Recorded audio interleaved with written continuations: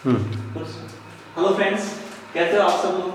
देखो फ्रेंड्स, आज जो हमारा जो टॉपिक है वो है रासायनिक बलगति। फ्रेंड्स, मैं आपको जो क्लास 12th जो केमिस्ट्री है उसके एक एक टॉपिक बताऊंगा। फ्रेंड्स, आज जो हमारा टॉपिक है वो है रासायनिक बलगति।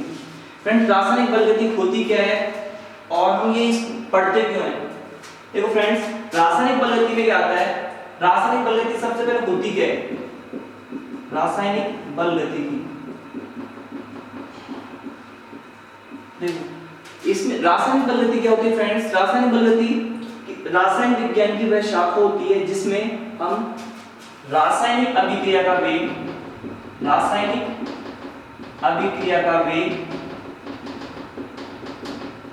को प्रभावित करने वाले कारक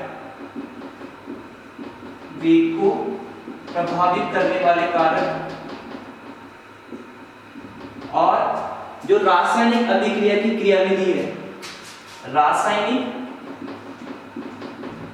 अभिक्रिया की क्रियाविधि, इसके बारे में पढ़ते हैं। अब आपके माइंड में ये क्वेश्चन आएगा सर, हम रासायनिक बलगति प्ढ़ते ही क्यों है, इसकी आवश्यकता क्यों पड़ी है। तो देखो फ्रेंड्स, कोई भी जब अभिक्रिया होती है, जैसे मान लो हमारे पास कोई अभिक्रिया है A+B है और यहाँ से अपने पास C, यानी A और B हमारे पास क्रियाकारक है और इससे हमारे पास उत्पाद बन रहा है। तो जब भी जैसे कोई अभिक्रिया होगी हमारे पास, जैसे A+B यहाँ से C है अपने पास, तो हमारे माइंड में सबसे पहले ये क्वेश्चन बनता है, ये अभिक्रिया के लिए ये अभिक्रिया हो क्यों रही है, यानी अभिक्रिया की संभावना, पहला पॉइंट। दूसरा, अगर ये अभिक्रिया संभव हो रही है यानी इसकी संभावना है, तो ये यहाँ से जो हमारे पास क्रियाकारकों से जो उत्पाद बनेगा उसकी कितनी मात्रा बनेगी, यानी दूसरा पॉइंट अपने पास मात्रा। और तीसरा आता है हमारे पास इसका वेग, यानी ये जो अभिक्रिया हो रही है उसको कंप्लीट होने में कितना समय लगेगा। फ्रेंड्स, पहले जो अभिक्रिया संभव होगी या नहीं होगी उसकी जानकारी हमें किससे मिलती है। इस क्वेश्चन का जवाब मिलेगा हमें ऊष्मागतिकी से। ऊष्मागतिकी से। अब आप बोलोगे ऊष्मागतिकी से कैसे, तो जो ऊष्मागतिकी हमने जो 11th के अंदर जो चैप्टर है थर्मोडायनामिक्स का ऊष्मागतिकी, उसमें हमने एक फॉर्मूला पढ़ा था फ्रेंड्स। वो क्या था, वो होता है हमारे पास डेल जी बराबर del H minus T del S. अब डेल जी क्या है यहाँ पे, यहाँ डेल जी जो होता है अपने पास उसको हम बोलते हैं गिब्स मुक्त ऊर्जा परिवर्तन, यानी डेल जी जो होता है अपने पास होता है गिब्स मुक्त ऊर्जा परिवर्तन।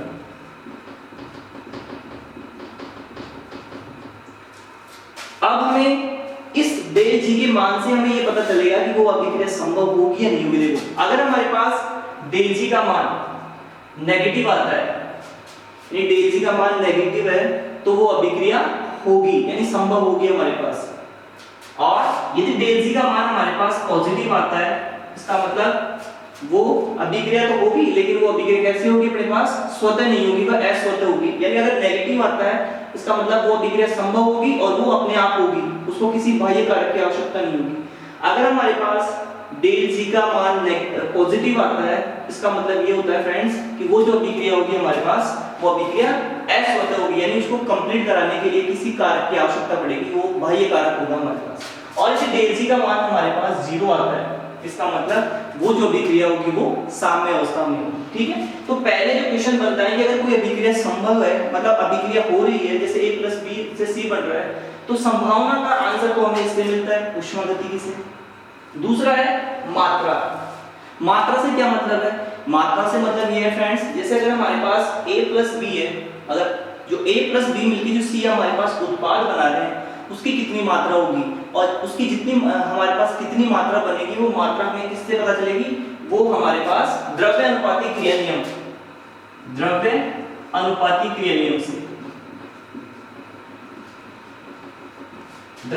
क्रिया नियम होता क्या है। द्रव्य अनुपाती क्रिया नियम का मतलब यह है कि जो किसी अभिक्रिया का जो वेग होता है वो क्रियाकारकों की सांद्रता के गुणनफल के समानुपाती होता है।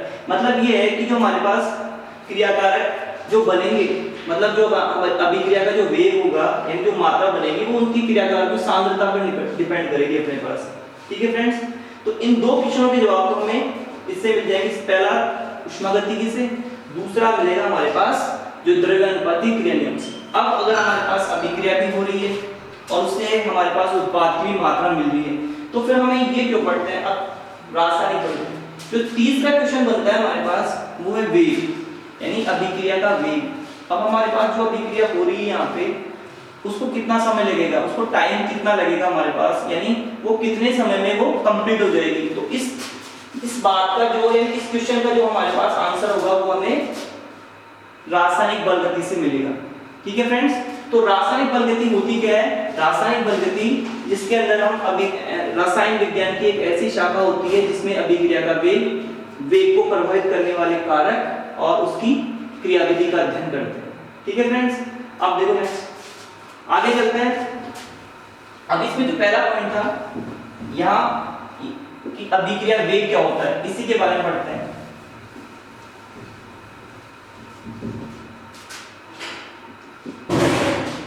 अभिक्रिया वेग, अभिक्रिया वेग क्या होता है? देखो अभिक्रिया वेग हमारे पास क्या होगा फ्रेंड्स, जो हमारे पास कोई क्रियाकारक या उत्पाद है उसकी सांद्रता में जो समय के साथ जो परिवर्तन होता है उसी को हम अभिक्रिया वेग कहते हैं। यानी जो अभिक्रिया वेग होगा, यानी रेट ऑफ रिएक्शन इसको बोलते हैं, अभिक्रिया वेग जिसको बोलते हैं अभिक्रिया वेग,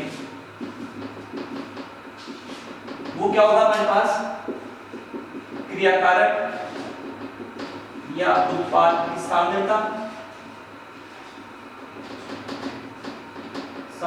में सांद्रता बटे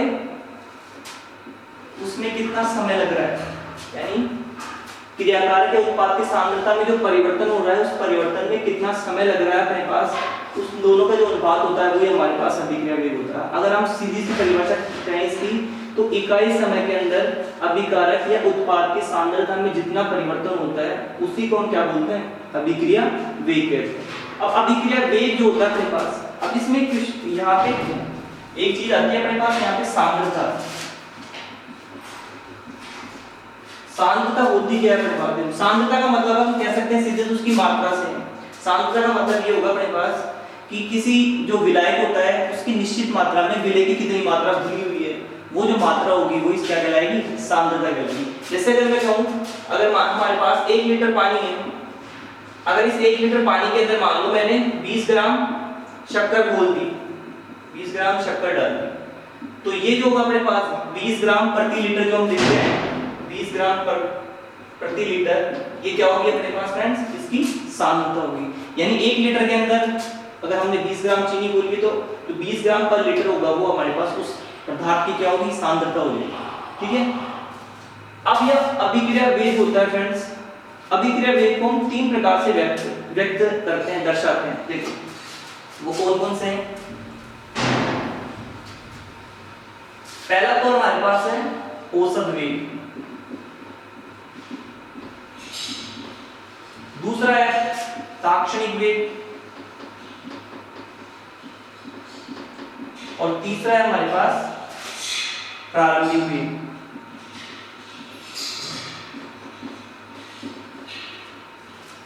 औसत वेग, ताक्षणिक वेग और प्रारंभिक वेग। अब ये क्यों पढ़ते हैं हम?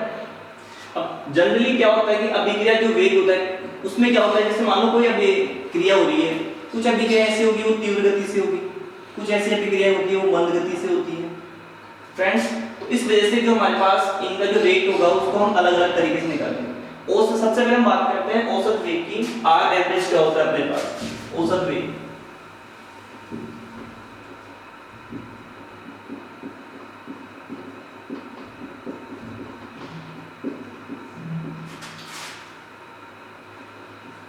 औसत वेग, देखो फ्रेंड्स औसत से क्या मतलब है? औसत का मतलब होता है, जैसे हम पढ़ते हैं औसत क्या होता है कि जैसे राशियों का योग बटे राशियों की संख्या, एवरेज हम निकालते हैं। वैसे हमारे पास जो यहाँ पे वेग, जो औसत वेग होगा वो क्या होगा कि क्रियाकारक या उत्पाद की सांद्रता में कुल परिवर्तन और उस परिवर्तन में लगा कुल समय, इन दोनों का जो अनुपात होगा उसी को हम क्या कहेंगे, औसत वेग कहेंगे। तो औसत वेग का हमारे पास, औसत वेग को हमने आर ए बी से लिखा है। ए बी का मतलब होता है अपने पास औसत, एवरेज।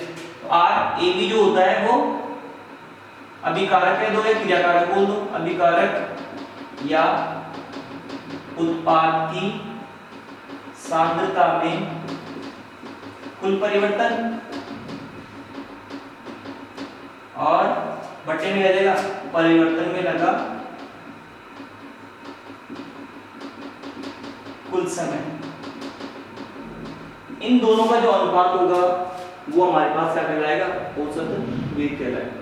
फ्रेंड्स अगर हम इसके मात्रक की बात करें तो मात्रक, इसका मात्रक क्या होगा, हमें पता है क्रियाकारक उत्पाद की जो सांद्रता होती है, सांद्रता को हम किससे दर्शाते हैं, मोल प्रति लीटर से, यानी सांद्रता जो होती है हमारे पास वो मोल प्रति लीटर होती है, और समय जो होता है उसको किस में दर्शाते हैं, सेकंड के अंदर। तो यहाँ पे आ जाएगा सेकंड आ जाएगा। तो अगर हम इसका मात्रक क्या लिख सकते हैं, mole into litre inverse into second inverse, ये क्या हो जाएगा अपने पास, इसका मात्रक हो जाएगा, यानी mole into litre inverse into second inverse औसत वेग का मात्रक हो जाएगा। यानी अभिकारक है उत्पाद की सांद्रता में कुल परिवर्तन बटे परिवर्तन में लगा जो कुल समय होगा उसी को हम क्या कहते हैं, औसत कहते हैं, औसत वेग कहते हैं। ठीक है फ्रेंड्स, अब औसत वेग हम कैसे, अगर हमारे पास कोई ग्राफ है, हम उस ग्राफ से हम कैसे निकालेंगे औसत वेग। देखो फ्रेंड्स, ये हमारे पास, यहाँ पे हमारे पास समय और यहाँ पे हमारे पास क्या है, मात्रा है या सांद्रता बोल दो आप उसको, सांद्रता, मात्रा कह दो या सांद्रता कह दो, यानी सांद्रता और समय के बीच में हमारे पास ग्राफ है। अगर हम क्रियाकारक, यहाँ पे हम क्रियाकारकों को लेता हूँ पहले मैं, क्रियाकारकों में क्या होता है फ्रेंड्स, इस तरह से जाता है ग्राफ,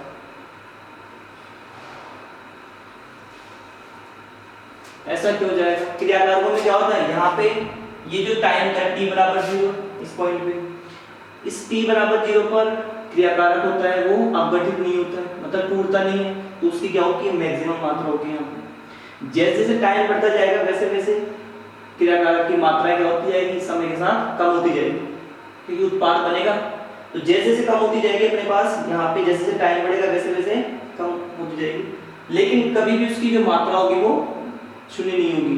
यानी यहाँ पे जो ग्राफ हो रहा है इस तरह से, देखो यहाँ पे कम हो रही है, फिर कम होते होते यहाँ पे कांस्टेंट सी हो जाएगी अपने पास। ठीक है, ये हमारे पास जो ग्राफ है किसके लिए, अभिकारक के लिए है अपने पास। अब हम इस ग्राफ से हम कैसे निकाल सकते हैं किसी अभिक्रिया, औसत वेग कैसे निकालेंगे फ्रेंड्स। जैसे मान लो अपने पास यहाँ पे इसके लिए निकालना है, यहाँ पे एक बिंदु है, एक पॉइंट है, इस पॉइंट अगर इस पॉइंट पे अगर मैं एक स्पर्शरेखा खींच दूं यहाँ पे इस तरह से, या तो देखो यहाँ पे जो स्पर्शरेखा का जो ढाल होगा फ्रेंड्स, ये वाला, यानी A पर स्पर्शरेखा का जो ढाल होगा वो किसका मान देगा, आर एवरेज का मान देगा। यानी जो बिंदु A है उस पर जो स्पर्शरेखा आपने खींची है, उस रेखा का जो ढाल होगा उस ढाल से हमें किसका मान निकल जाएगा, औसत वेग का मान निकल जाएगा। कैसे निकल जाएगा, देखो ये वाला जो टाइम, जैसे मान लो यहाँ पे एक और पॉइंट है, यहाँ पे ये मान लो t1 है, ये t2 है, यहाँ से टाइम निकल जाएगा, और यहाँ पे हमारे पास क्या हो जाएगा, उसकी सांद्रता में कितना, यानी यहाँ से तो अगर मैं कहूँ डेल सी, अगर सांद्रता में परिवर्तन और यहाँ पे टाइम में परिवर्तन, तो क्या आ जाएगा, डेल टी जाएगा। तो हम इसको कर सकते हैं आर एवरेज हो जाएगा, उसको हम लिख सकते हैं del C upon del T, del C upon del T. C का मतलब होता है सांद्रता में परिवर्तन, तो क्रियाकारक के लिए भी हो सकती है और हमारे पास उत्पाद के लिए भी हो सकती है। ठीक है फ्रेंड्स, अगर हमें दोनों को शो करना है तो हमें क्या करते हैं, यहाँ पे साइन लगाते हैं प्लस और माइनस का। अब प्लस और माइनस से क्या मतलब है, अगर हमारे पास क्रियाकारकों की सांद्रता में परिवर्तन हो रहा है तो हम वहां पे प्लस साइन लगाएंगे, और यदि उत्पाद की सांद्रता में परिवर्तन हो रहा है तो वहां पे माइनस लगाएंगे। वहां पे माइनस क्यों और वहां पे प्लस, यहाँ पे प्लस क्यों, क्योंकि जो क्रियाकारक टूटेगा यानी उसकी मात्रा में कमी होगी और उत्पाद की मात्रा बढ़ेगी, इस वजह से वहां पे क्या हो जाएगा, उत्पाद के लिए तो माइनस का साइन आ जाएगा और क्रियाकारकों के लिए क्या आ जाएगा, प्लस सी। अगर हम जैसे मान लो अगर आर एवरेज अगर हम किसी क्रियाकारक को निकाल लें तो उसका आ जाएगा del C upon del T plus के अंदर, ये तो किसके लिए है, क्रियाकारक के लिए। और यदि हम उत्पाद के निकाल लें तो उसके लिए क्या जाएगा माइनस के del C upon del T, ये आ जाएगा अपने पास उत्पाद के लिए, क्योंकि क्रियाकारक जब टूटेगा तभी तो हमारे पास क्या बनेगा, उत्पाद बनेगा। ठीक है फ्रेंड्स, तो इस प्रकार से हम क्या निकाल सकते हैं, उस अभिक्रिया जो हमारे पास अभिक्रिया है उसके लिए उसका औसत वेग निकाल सकते हैं। ठीक है फ्रेंड्स, एक एग्जांपल लेते हैं, उससे समझते हैं इसको।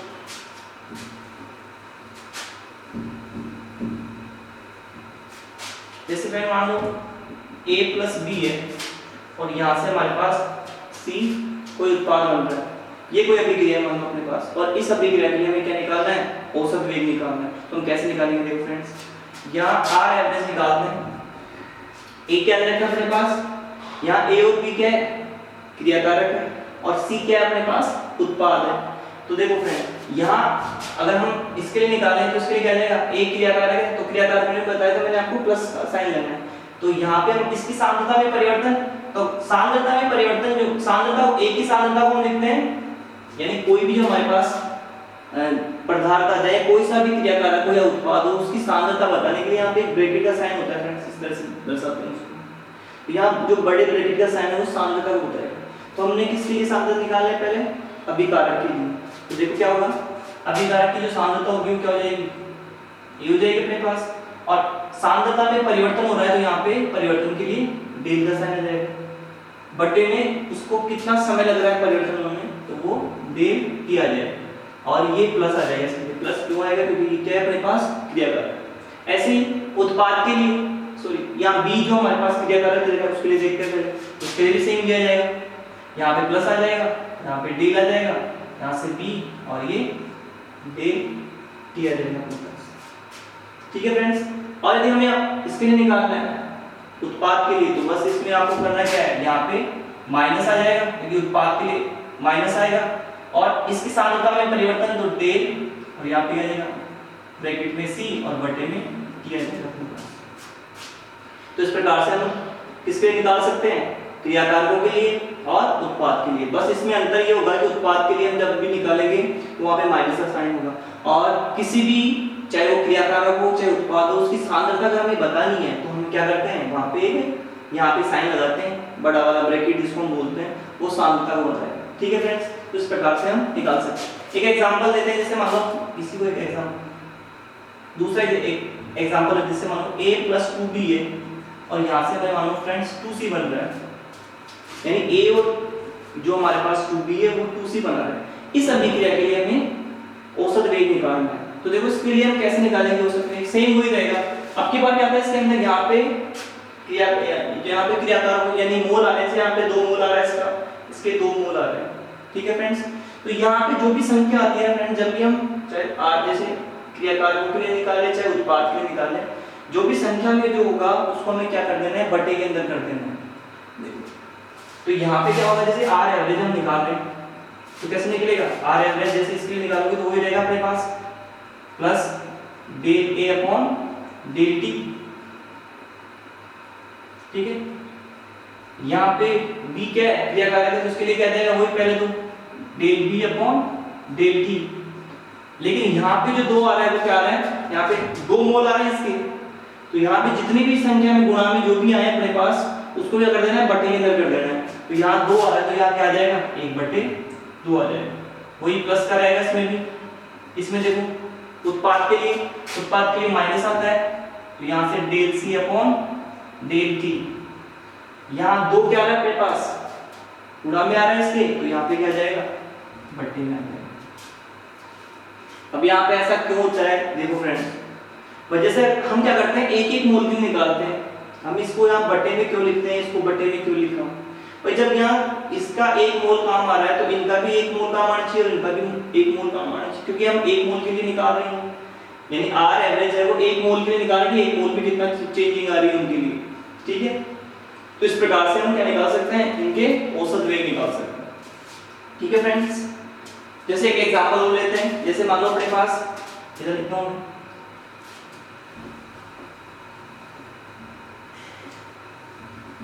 जैसे मान लो अपने पास Na2 + 3H2 और यहाँ से बना अपने पास 2NH3, यानी नाइट्रोजन और हाइड्रोजन मिलकर अमोनिया बना लिया। इस अभिक्रिया के लिए हमें औसत वेग ज्ञात करना है।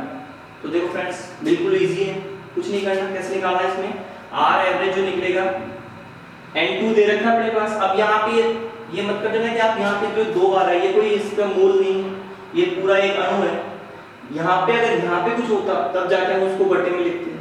तो n2 तो n2 रहेगा अपने पास, ये क्रिया कारक है तो यहाँ पे क्या जाएगा प्लस आ जाएगा, और यहाँ पे डेल, यहाँ पे n2 और बटे में क्या जाएगा डेल t आ जाएगा। ठीक है, ऐसे अपने पास यहाँ पे h2 है तो यहाँ पे भी प्लस हो जाएगा डेल, यहाँ पे h2 और बटे में क्या जाएगा डेल t। यहाँ 3 आ रहा है गुणा में, मैंने बताया था जो चीज गुणा में आएगी उसको क्या कर देना आपको बटे के अंदर। यहाँ पे क्या जाएगा 1/3 हो जाएगा। ठीक है, यहाँ पे बराबर करके आप देखो, यहाँ पे NH3 है तो यहाँ उत्पाद है तो माइनस में NH3, यहाँ बटे में डेल t, और यहाँ 2 गुणा में आते यहाँ पे क्या जाएगा बटे में। इस प्रकार से हम क्या निकाल सकते हैं, इसका औसत वेग निकाल सकते हैं। चाहे कोई सी भी रिएक्शन हो उन अभिक्रियाओं के लिए हम क्या निकाल सकते हैं औसत वेग निकाल सकते हैं। ठीक है, तो ये पहला कंप्लीट होता है हमारे पास औसत वेग। दूसरा क्या था हमारे पास ताक्षणिक वेग।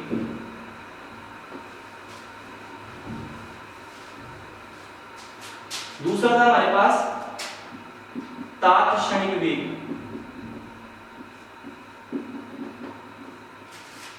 इसको हम लिखते हैं INST से, INST और V से, सॉरी R, इसको ऐसे लिख सकते हो RINST। ठीक है फ्रेंड्स, ताक्षणिक वेग। ताक्षणिक वेग क्या होता है, ताक्षणिक का मतलब क्या होता है किसी निश्चित क्षण पर, या हम कह सकते हैं किसी निश्चित समय पर, यानी किसी निश्चित समय पर जो अभिक्रिया का वेग होता है उसी को हम क्या कहते हैं ताक्षणिक वेग कहते हैं। या जैसे मान लो जैसे आप बाइक चला रहे हो, बाइक चलाने पर जैसे बाइक चलाते समय जो आप स्पीडोमीटर के अंदर जो रेस देखते हो उसमें उस मीटर के अंदर जो हमारे पास स्पीड आती है वो उस समय पर उसका क्या होगा उसका वेग होता है अपने पास।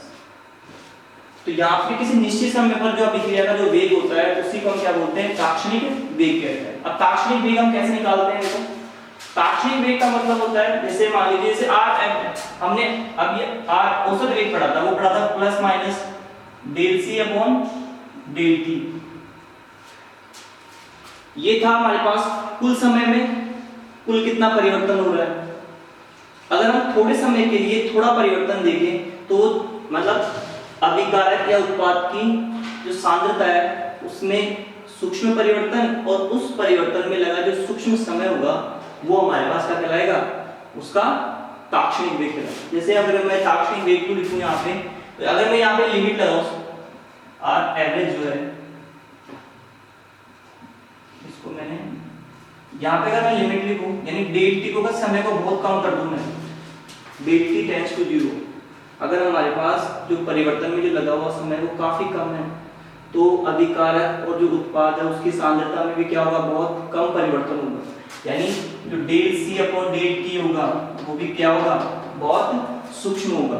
तो इसको हम कह सकते हैं जो limit del T tends to 0 plus minus del C upon del T, यानी अगर हमने समय को काफी कम लिया है अल्प समय के लिए लिया है तो जो हमारे पास परिवर्तन होगा अभिकारक या उत्पाद की सांद्रता में वो भी क्या होगा थोड़ा होगा। ठीक है, इस थोड़े परिवर्तन को हम क्या बोलते हैं ताक्षणिक वेग। तो उसको मैं ऐसे लिखता हूं प्लस माइनस का dc upon dt, dc by dt हम इसको बोलते हैं फ्रेंड्स। यानी जो अपने पास हम इसको जो अल्प समय में जो अल्प परिवर्तन होता है किसी क्रियाकारक या उत्पाद की सांद्रता का वो परिवर्तन ही हमारे पास क्या कहलाएगा ताक्षणिक वेग कहलाएगा।